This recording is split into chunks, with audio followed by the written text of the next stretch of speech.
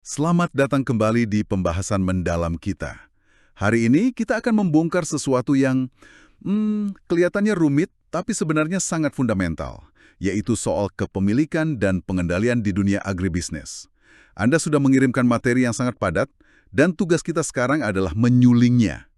Kita akan ikuti perjalanan, katakanlah sebidang tanah, dan melihat bagaimana nasibnya bisa berubah total, tergantung siapa yang punya, siapa yang garap, dan apa aturan mainnya. Tepat sekali, ini bukan sekedar obrolan soal teknis pertanian ya. Ini soal insentif, ini soal kekuasaan, dan yang terpenting, ini soal kepercayaan. Kita akan coba jawab 3 pertanyaan besar. Pertama, kenapa secari kertas yang namanya sertifikat tanah itu bisa lebih sakti daripada pupuk terbaik? Kedua, dalam sistem bagi hasil atau kemitraan sawit, selalu ada potensi main belakang. Kenapa begitu dan apa solusinya? Dan terakhir kita akan adu 3 model, korporasi raksasa, koperasi yang demokratis, dan BUMDes yang didukung pemerintah. Siapa sebenarnya yang paling efektif? Oke, kita akan bedah semua ini sampai ke akarnya. Jadi setelah ini, Anda akan melihat selembar sertifikat tanah atau spanduk KUD dengan cara yang sama sekali berbeda. Mari kita mulai. Oke, kita langsung saja ke segmen pertama. Ada satu pertanyaan yang sangat menggelitik di awal materi Anda. Mengapa selembar sertifikat tanah seringkali lebih menentukan produktivitas daripada kesuburan tanah itu sendiri? Rasanya aneh kan? Sangat menarik. Karena ini membongkar kesalahpahaman umum. Kita sering berpikir kepemilikan itu satu hal yang utuh, monolitik. Padahal para ekonom kelembagaan melihatnya sebagai bundle of rights. Bundle of rights. Atau gampangnya, seikat hak. Bayangkan bukan satu batang kayu besar, tapi seikat lidi. Setiap lidi itu adalah hak yang berbeda dan bisa dipisah-pisah. Oke, coba saya cerna. Ada lidi untuk hak pakai, ada lidi untuk hak mengambil hasilnya atau usufrukt, lalu ada lidi untuk hak menjual atau menyewakan, dan yang paling penting, lidi untuk hak melarang orang lain masuk. Jadi seperti punya mobil ya. Saya punya hak memakainya, hak menyewakannya ke orang lain, hak menjualnya, dan hak bilang ke tetangga, jangan pakai mobil saya tanpa izin. Logikanya, kalau saya cuma punya hak pakai, tapi tidak boleh menjual, saya pasti malas merawat mobil itu baik-baik. Begitu juga dengan tanah. Persis. Itulah logika ekonominya. Kepastian hukum atas semua lidi dalam ikatan itu, yang disatukan oleh sertifikat, memberikan semacam pupuk psikologis. Petani jadi berani berinvestasi jangka panjang. Contoh paling nyata yang Anda sebut di catatan Anda, petani ogah menanam pohon durian di lahan sengketa. Kenapa? Karena panennya lama. Betul, pohon itu baru berbuah 5-10 tahun lagi.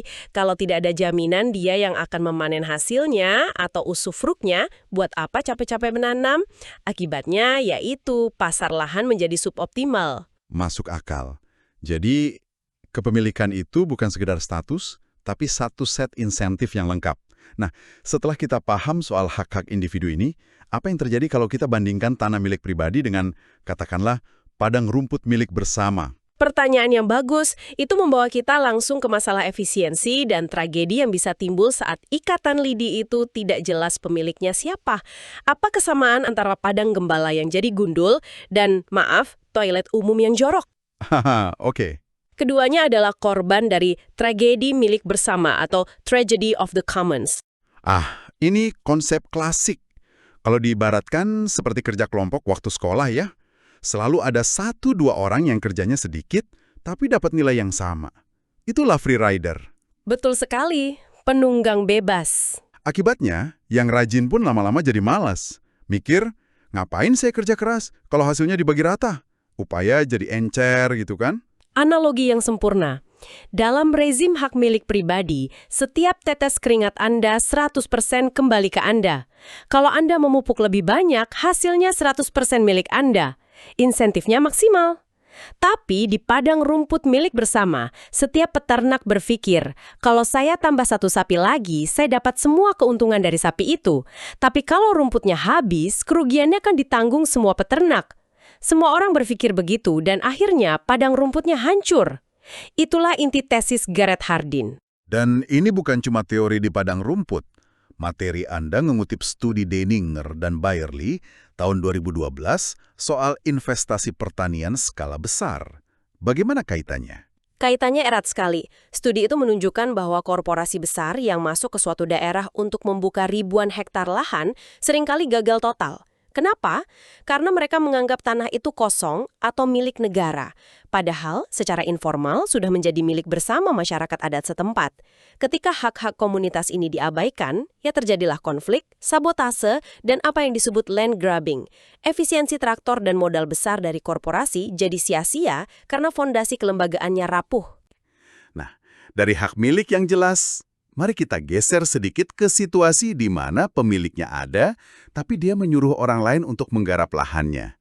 Disinilah drama bos dan anak buah dimulai, kan? Betul. Dan drama ini punya nama keren di ilmu ekonomi, dilema principal agent. Tanpa batas kepemilikan yang jelas, insentif menjaga keberlanjutan selalu kalah oleh godaan mengeruk keuntungan sesaat. Oke, ini dia yang menarik. Sistem bagi hasil atau sharecropping itu kalau kita pakai kacamata ekonomi modern harusnya tidak efisien. Tapi kok bisa bertahan ratusan tahun dan masih jadi tulang punggung ekonomi desa di banyak tempat? Ini adalah teka-teki klasik. Di sini kita bertemu dengan principal si pemilik lahan dan agent si petani penggarap. Masalah utamanya adalah informasi yang tidak seimbang, asimetris. Maksudnya? Si penggarap tahu persis dia kerja keras atau malas-malasan, tapi si pemilik yang tinggal di kota tidak tahu. Nah, bayangkan Anda dibayar untuk mengisi ember, tapi separuh air yang Anda bawa akan diambil orang lain. Tentu Anda tidak akan berlari secepat mungkin untuk mengisinya, kan? Haha, tentu saja. Buang-buang tenaga. Nah, itulah yang oleh ekonom Alfred Marshall disebut Marshallian inefficiency. Karena petani penggarap hanya dapat katakanlah 50% dari hasil panen ekstra. Seperti sistem Maro di Jawa itu ya? Betul, seperti Maro atau Nandu. Karena hanya dapat separuh, dia tidak akan memeras keringat habis-habisan. Produktivitasnya pasti di bawah potensi maksimal. Secara teori, ini boros. Lalu kenapa masih dipakai? Pasti ada alasan bagusnya. Ada. Ekonom Joseph Stiglitz menjelaskan ini bukan solusi terbaik tapi second best solution di dunia nyata yang penuh risiko. Pertama, ini soal berbagi risiko. Bagi petani miskin, lebih baik dapat 50% hasil panen daripada sewa tanah, tapi kalau gagal panen harus menanggung utang 100%. Bagi hasil itu seperti asuransi informal. Masuk akal. Kedua, ini soal biaya pengawasan. Buat pemilik lahan, menyewa mandor untuk mengawasi petani setiap hari itu mahal. Jadi, bagi hasil adalah kompromi. Saya tidak perlu mengawasi kamu, tapi supaya kamu termotivasi, kita bagi hasilnya. Jadi pada akhirnya, sistem bagi hasil ini seperti ban serep. Bukan ban terbaik untuk balapan, tapi sangat berguna saat Anda terjebak di jalan rusak. Kepastian bisa makan dari separuh hasil panen, jauh lebih penting daripada mengejar hasil maksimal tapi dengan resiko kelaparan. Masalahnya, sistem ini seringkali jadi lebih rumit kan? Terutama kalau sudah masuk ke kemitraan modern seperti sawit. Jauh lebih rumit, karena di sana kedua pihak bisa jadi bos sekaligus anak buah di saat yang bersamaan. Dalam kemitraan sawit, coba tebak, siapa sebenarnya bos atau prinsipal dan siapa anak buahnya atau agent? Jawabannya tidak sederhana, dan disitulah letak masalah keagenan gandanya. Oke, saya coba tebak. Pertama, perusahaan atau inti itu bosnya. Mereka yang kasih bibit, pupuk, dan aturan main. Petani plasma itu anak buahnya. Di sini, kenakalan si anak buahi adalah praktik side selling kan? Jual sawit ke pengkulak diam-diam kalau harganya lebih tinggi. Tepat, itu sisi pertama. Perusahaan menghadapi resiko moral hazard dari petani. Tapi ada sisi kedua yang sering dilupakan. Petani itu kan pemilik lahan. Jadi dalam hal ini petanilah bosnya yang mempercayakan asetnya untuk dikelola perusahaan. Ah, oke. Perusahaan jadi anak buah yang dipercaya. Betul. Nah, kenakalan si perusahaan ini apa? Bisa berupa perhitungan utang plasma yang tidak transparan, potongan yang tidak jelas, atau harga beli yang ditekan. Wah, jadi seperti saling sandera dan saling curiga. Masing-masing pihak punya kesempatan untuk, menusuk dari belakang, pantesan sering konflik. Bukan sering lagi, tapi dominan. Data dari Beren Scott dan kawan-kawan tahun 2022 yang Anda sertakan itu sangat gamblang. 57% konflik sawit di Indonesia akarnya dari masalah bagi hasil plasma ini. Lebih dari separuh. Ya, yang gagal. Desain insentifnya menciptakan ketidakpercayaan. Solusinya, tentu saja transparansi kontrak, audit independen, bahkan ada usulan radikal agar petani diberi saham di pabrik sawitnya. Oke. Jadi di level petani dan perusahaan saja sudah serumit ini ya. Tapi bagaimana kalau kita mundur sedikit? Masalah ini kan terjadi di dalam wadah yang lebih besar. Wadahnya ini bisa berbentuk korporasi, bisa koperasi, atau bahkan milik desa. Mana yang sebenarnya paling bagus untuk menghindari drama seperti ini? Pertanyaan itu membawa kita ke perbandingan 3 model kelembagaan utama. Kemitraan yang gagal itu bukan karena orangnya jahat, tapi karena arsitektur kelembagaannya tidak membangun kepercayaan. Itu aset paling mahal. Kita mulai dari yang paling besar dan paling kuat ya, korporasi agribisnis. Mereka ini kan mesin efisiensi raksasa. Modalnya kuat, teknologinya canggih. Seharusnya paling produktif dong. Seharusnya begitu, terutama di pabrik atau di hilir. Kekuatan korporasi memang di situ. Akses modal tanpa batas, teknologi tinggi, dan skala ekonomi di pengolahan, logistik, dan pemasaran. Tujuannya pun jelas, satu dan tunggal. Cari untung sebesar-besarnya untuk pemegang saham. Tapi, tunggu dulu. Kalau korporasi seefisien itu, kenapa masih ada riset seperti yang kita bahas tadi dari Deininger dan Bayerly, yang bilang petani keluarga kecil justru seringkali lebih produktif per hektarnya? Bukankah itu kontradiktif? Pertanyaan kritis. Itu karena keunggulan korporasi di pabrik tidak serta-merta berlaku di ladang. Mengelola ribuan hektar lahan dengan ribuan buruh tani itu memunculkan masalah pengawasan yang luar biasa besar. Agency cost lagi. Betul. Bagaimana Anda memastikan setiap buruh bekerja seoptimal mungkin saat mereka tidak merasa memiliki lahan itu? Sebaliknya, petani keluarga yang menggarap lahannya sendiri punya insentif 100%. Setiap tanaman yang mati adalah kerugian langsung bagi dapurnya. Inilah kenapa korporasi besar seperti PT PN atau Wilmar di satu sisi vital bagi ekonomi, tapi di sisi lain langganan konflik lahan. Jadi, mesin raksasa ini sangat efisien di dalam pabriknya, tapi agak canggung dan boros saat harus turun ke sawah. Oke, kalau model yang digerakkan profit ini punya kelemahan, bagaimana dengan model yang katanya digerakkan dari, oleh, dan untuk anggota? Mari kita lihat koperasi. Tepat. Keunggulan efisiensi korporasi di hilir seringkali harus dibayar mahal dengan inefisiensi dan konflik sosial di hulu.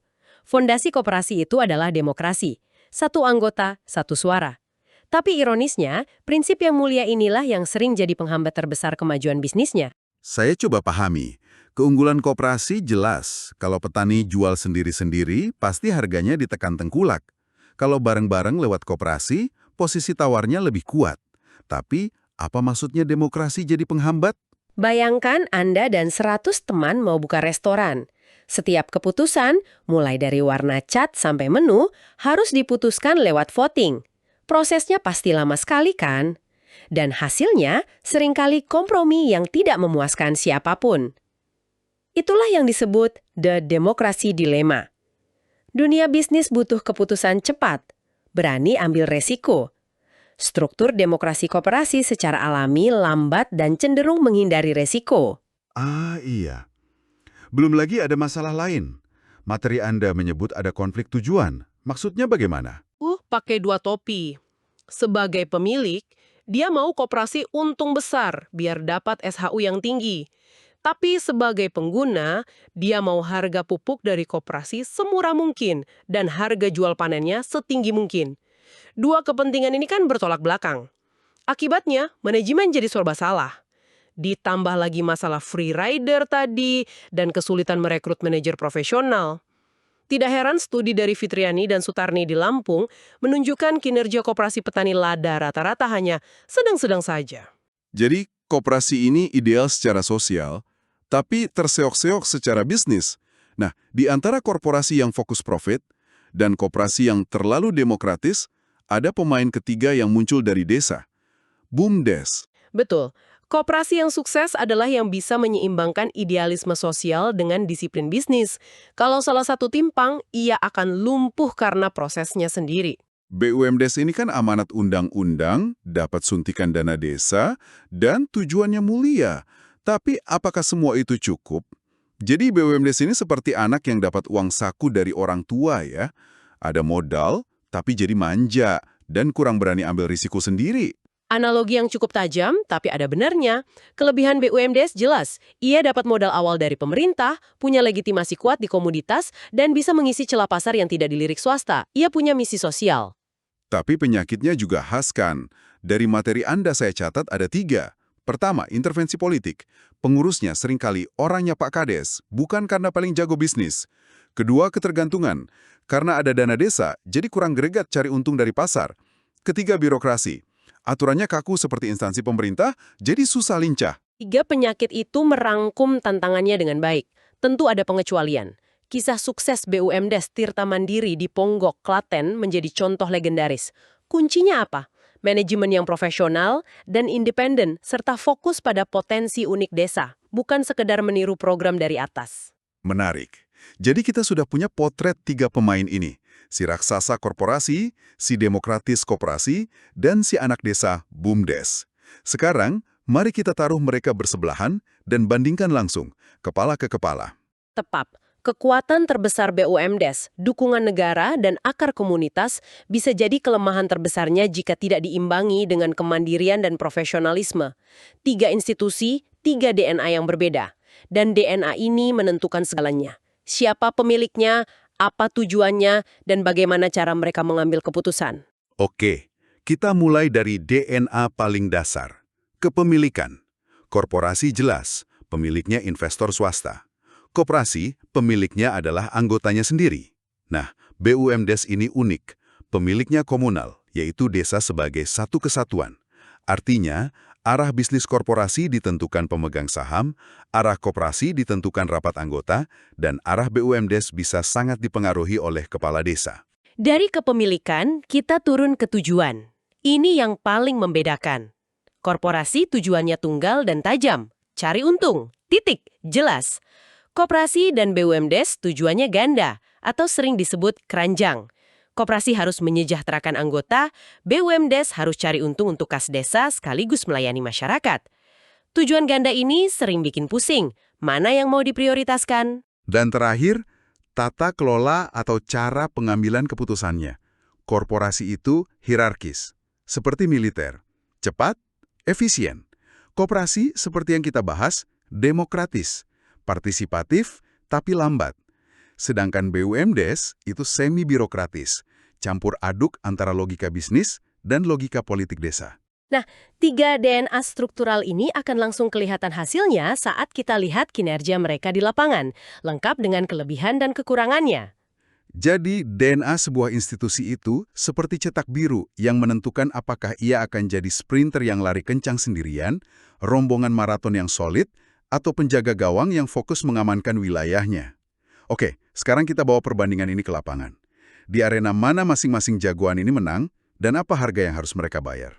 Mari kita mulai dari kelebihan. Korporasi jagoannya di modal, teknologi, dan skala ekonomi. Mereka bisa bangun pabrik canggih. Koperasi jagoannya dalam memberikan posisi tawar ke petani kecil dan menekan biaya transaksi. Mereka adalah tameng melawan tengkulak. Sedangkan BUMDes, jagoannya dalam memahami kebutuhan lokal dan mendapat modal awal dari pemerintah untuk memulai sesuatu. Tapi setiap kelebihan ini punya bayang-bayang kelemahan. Benar kan? Kehebatan modal korporasi seringkali dibayar dengan konflik agraria. Kekuatan kolektif kooperasi seringkali diimbangi dengan konflik internal dan lambatnya inovasi. Tepat sekali. Itu adalah trade-off-nya. Dan keunggulan modal awal BUMDes seringkali menjadi bumerang dalam bentuk politisasi dan SDM yang lemah karena merasa sudah aman dengan dana dari pemerintah. Tidak ada satupun modal yang punya semua kelebihan tanpa kekurangan. Pertanyaan besarnya adalah, bisakah kita mengambil yang baik-baiknya saja dari ketiganya dan menggabungkannya? Itulah pertanyaan bernilai jutaan dolar.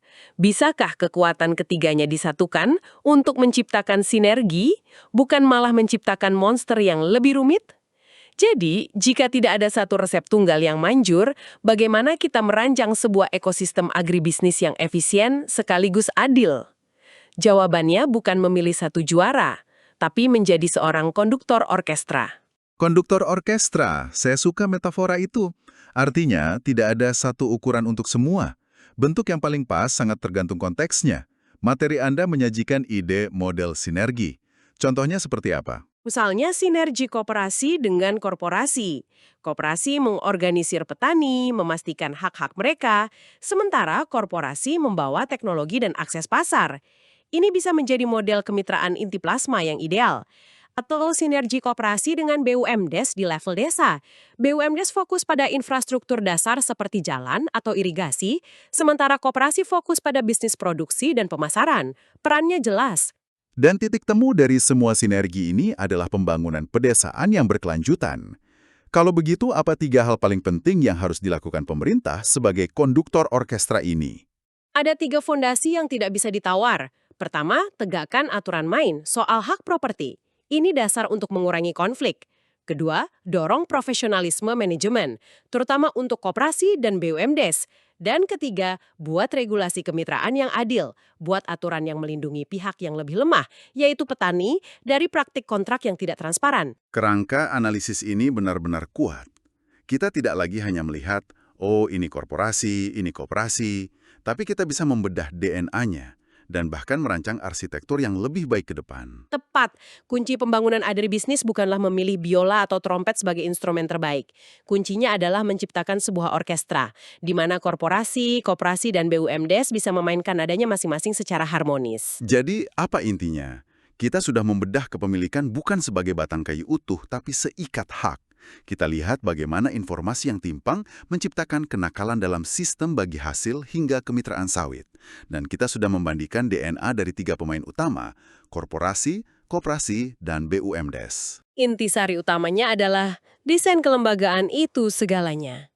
Tidak ada peluru perak. Yang ada hanyalah penyesuaian yang cermat antara insentif, hak, dan aturan main dengan konteks di lapangan. Tujuannya bukan mencari model terbaik, tapi yang paling cocok. Dan kami akan tinggalkan Anda dengan satu pemikiran untuk direnungkan. Kita sudah membahas 3 model ini. Tapi, bagaimana jika ada model hibrida keempat?